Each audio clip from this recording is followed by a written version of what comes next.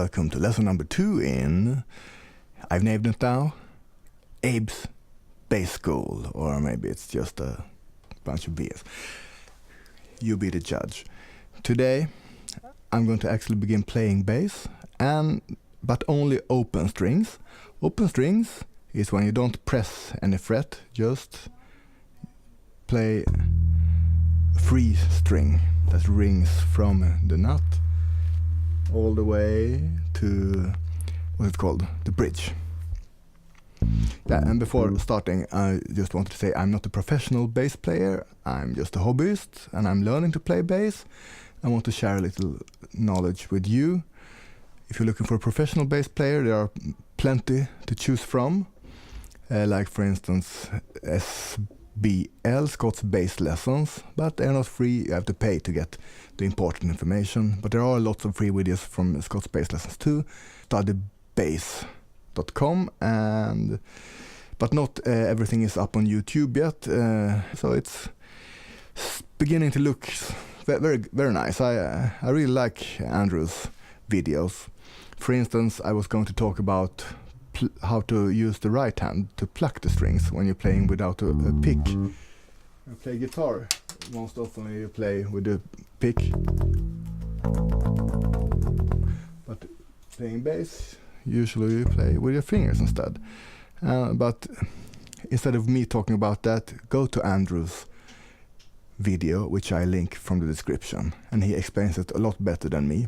I'm just going to say that there are different techniques, and I use, I don't know, I think it's the one he calls floating thumb technique. That means when I play a note and then the next one, I use the thumb to mute the previous note, and the thumb, when it comes down, mutes all the strings here above it. But when I go back, I have to use my left hand to mute, so only one tone at a time rings. So those are the open strings, and they have names. The darkest one is the E string, and then comes the A string, the D string, and the G string. And to remember this, maybe you can think of an acronym, like in Swedish we can say En apa dog genast, but it's maybe a little bit difficult if you don't speak Swedish. So what about every angry dog growls? Yeah, that was the best one I could find when I googled around today. Every angry dog growls, E-A-D-G. To learn the name of this is just 4 letters. Say the name out while playing and practice the technique on the right hand. E-A-D-G, G-D-A-E. And as you might notice, I always move the index finger towards the thumb. But when I'm here, I don't have anything to rest the thumb on a normal bass, but on my bass I put something a little extra here, which I can use to rest the thumb against a thumb rest. Yeah, and I ordered it from online, Bornemann. And on the score sheet, I'm gonna show you how these tones look like, and then talk a little bit about the rhythm. But let me switch systems first. Alright, here's some sheet music for the intro song. So the intro is just this part here. Only lots of A's, because I wanted to start out simple. Just one note, again and again and again. And it's called 8th notes. That's the speed of playing. And this here, that's called the time measure. And it tells you how to count the bars. Or bar and measure are 2 words for the same thing. The region between 2 of this vertical line, that's a bar or a measure. And here I have 8. 1, 2, 3, 4, 5, 6, 7, 8 notes in one bar. That's why they're called 8th notes. If you have 4 notes in a bar, then the bar is divided by 4, Each node divides the bar in 4, and then they are called quarter nodes. So let's what to do. I can create a new project. I don't close this one. Just create a new one here with the software instrument. It's good. I can use an electric bass with a fretless bass maybe. First I want to create a new MIDI region. And let's just look at one bar. Okay, and create a note. The lowest one, it's an E, C, D, E. This is the lowest note you can play on a 4-string bass. Let's create that note. And this is actually an 8th note. This is a quarter note. This length, just look at it in the score. Yeah, it's 1, and this is pause. But let's explain this first, the time measure. So the upper number is number of beats to count per bar, and the lower number is what to count. So when it's a 4 down below here, then it means count quarter notes. So 4/4 means 1 bar contains 4 quarter notes. But in my case here, it just contains 1 quarter note. And this means pause. So this means pause for 1 quarter note, and this means pause for 2 quarter notes. And 2 quarter notes are also known as a half note. And it's a half note because it's half the bar. Alright, let's create some more notes. We have an E somewhere here. Or maybe we don't. Did it disappear? Here it is.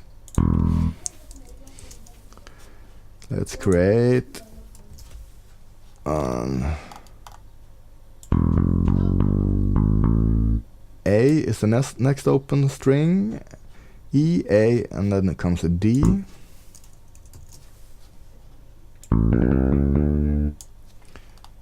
And after the D comes a G.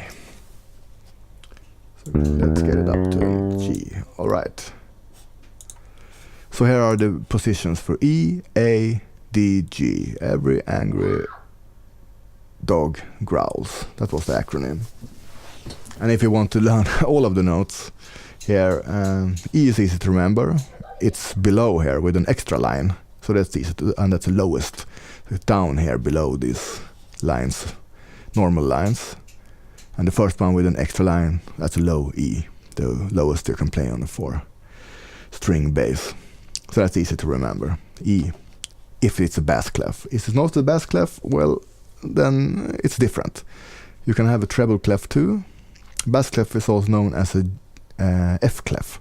That's because those 2 dots here, if there's a note on this line where the dots are, that is an F. And that was a G. Okay, and after F comes G in the alphabet. So A, B, C, D, E, F, G. And if you want an acronym to remember the note names between here the lines, all cows eat grass. E, or A, C, E, G. And for the notes on the lines, grizzly bears don't fly airplanes. G, B, D, F, A.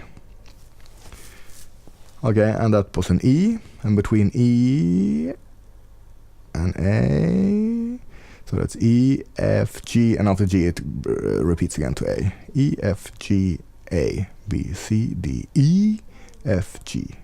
And that's an A again. And then an 8th note, that is half as long as this one. Let's just play 2 E's here. And the way to count 1, 2, 3, 4 is easy. 1, 2, 3, 4. But when to count 8th notes, you have to say something else. But 1, 2, 3, 4, and you can say, for instance, 1 and 2, 3, 4. 1 and 2, 3, 4. 1 and 2, 3, 4. If it's all 8th notes, you could say 1 and 2 and 3 and 4 and 1 and 2 and 3 and 4. Okay. So let's go back to the other project. And here, that's the Ramones song, I Want to Be Sedated, I think. Yes, I Want to Be Sedated. We have a lot of A's in the beginning. And try to remember that this is an A here. It's an open string. Then we have a lot of, not a lot of, but some D's. And try to remember where D is to. Then it goes back to A. And then it goes back to D again, down to A again, and down to E, back to A, down to E, A, and so on. So it's just 3 different notes in this song. And they are all open string. It's A, D, and E. And the music theory, maybe I'll talk about music theory later, but those, when you arrange a typical rock song with 3 chords, you call those 3 chords tonic, subdominant, and dominant. So in this case, A is the tonic, D is the subdominant, and E is the dominant. The Ramones song actually doesn't begin in A, it begins in E. But because if you start at E, then you have the tonic at E, the subdominant is an A, but the dominant becomes a B here on this line. And that's not an open string. So I transposed it to A instead to get only open string. Enough talking, let's start some playing. Let's just listen to the song first, one time with the synthesized bass. And then I'm going to play it without the synthesized bass, and you can play to the music.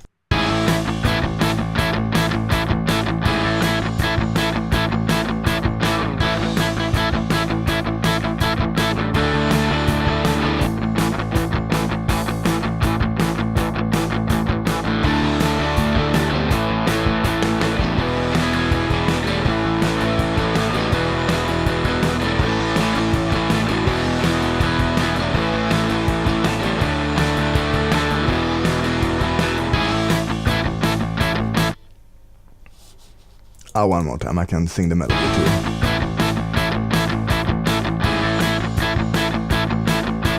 24 hours to go. I wanna be sedated.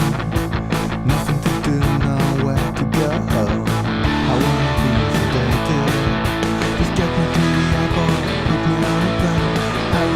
Hurry, before I go insane. I can't control my fingers, I can't control my brain. Oh no. Alright, now I'll remove the bass and you can play, and I will shut up.